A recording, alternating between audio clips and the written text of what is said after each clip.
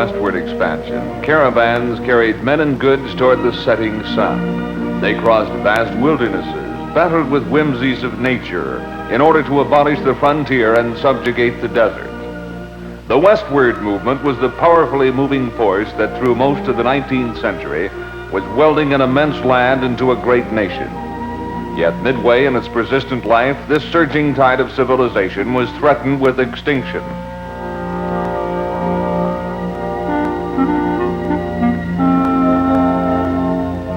The white man's resolution to own and exploit this land, involving what is now 4 states, was pitted against the Indians' dauntless opposition to encroachment on his domain: the Kiowas and Comanches, Apaches,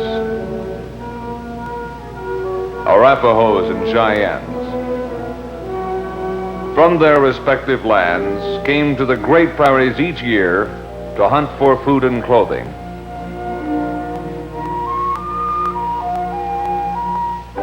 The issue was resolved in this valley after massacres, raids, blazing battles, and forays had created hate in the heart of men. Picture writings of the Kiowas and confirmation by a member of the tribe who attended the proceedings had determined the exact spot to be at the confluence of the Medicine River and Elm Creek in the shadow of the great hill called Ayarodiyah. Since early in the present century, the modern community of Medicine Lodge periodically has dedicated itself to review the heritage left by the red men, and solemnly and dramatically to commemorate a chapter of great significance in the nation's history. There are perpetual reminders in the community of the proud, colorful events. This statue on the high school grounds.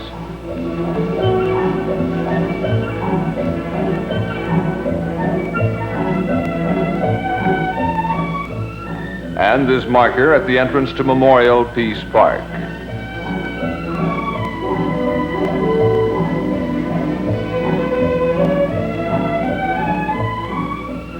It is the pageant, however, repeated at intervals of approximately 5 years, that carries the message to the people. In 1961, for example, nearly 20,000 persons from most of the 50 states entered the park on one of the 3 days set aside. The spectacle bore added significance in that year because it was a crowning feature of the Kansas Centennial Celebration of Statehood. In this vast natural amphitheater, the very site of many Indian tribal councils for centuries before the white man, the scroll of history is unrolled. This arena is within sight of the spot on which the treaty was signed. It is the prairie life before the coming of man that is presented as the pageant prologue. The virgin grassland is star-flecked with countless blossoms that are kissed by the sun and blessed by the wind. These are the community's most precious flowers, brought into bloom by the spirit of the prairie. In this country, through the ageless time, lived the Arapaho, the Apache, Kiowa, Cheyenne, the Comanche, red men all and original inhabitants. The prairie provided abundant game: buffalo, elk, antelope, bear, wild turkey, wickiup for the hunter, food and clothing for his family. This was his land, his alone. He revered the land and nature, worshipped it in ceremonial dance, defended it fiercely.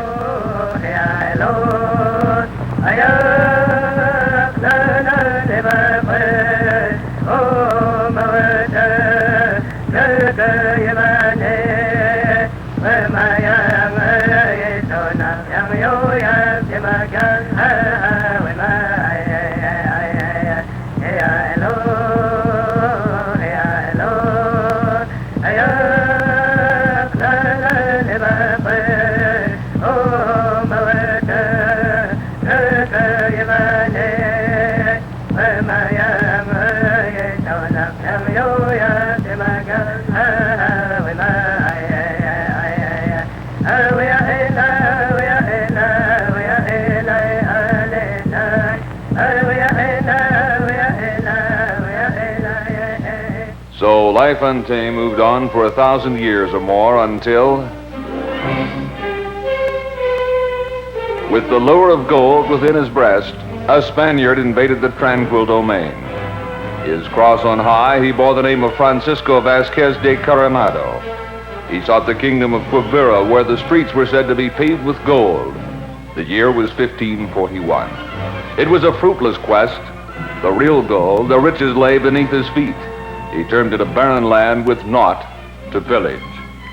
With Coronado was a Franciscan priest, Father Juan de Padilla.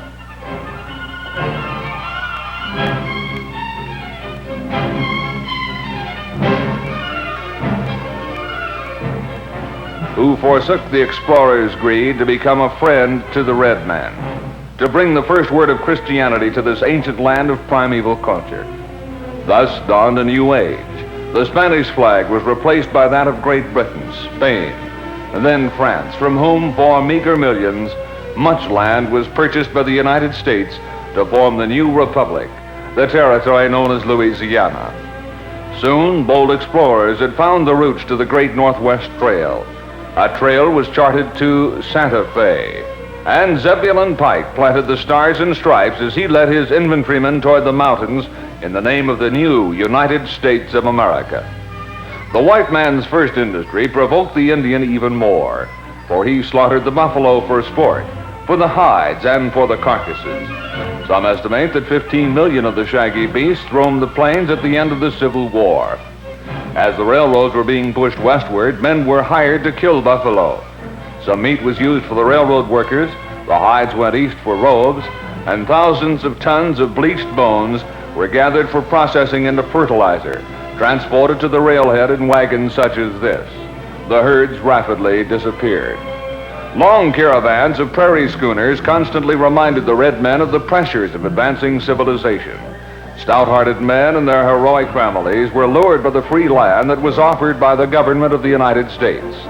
Whenever stops were made, the wagons were formed into a protective fort, an effective measure against the lurking, resentful Indian. Yet such a threat could not transcend the bliss of boy and girl who hid from the searching eyes of families in ecstatic tryst beneath a friendly cottonwood. Nor was it for them to be mindful of the everyday pattern of life, the chores to be done, the rhythmic beat of the fiddler's tune, the struggle to bring a new life to the prairies.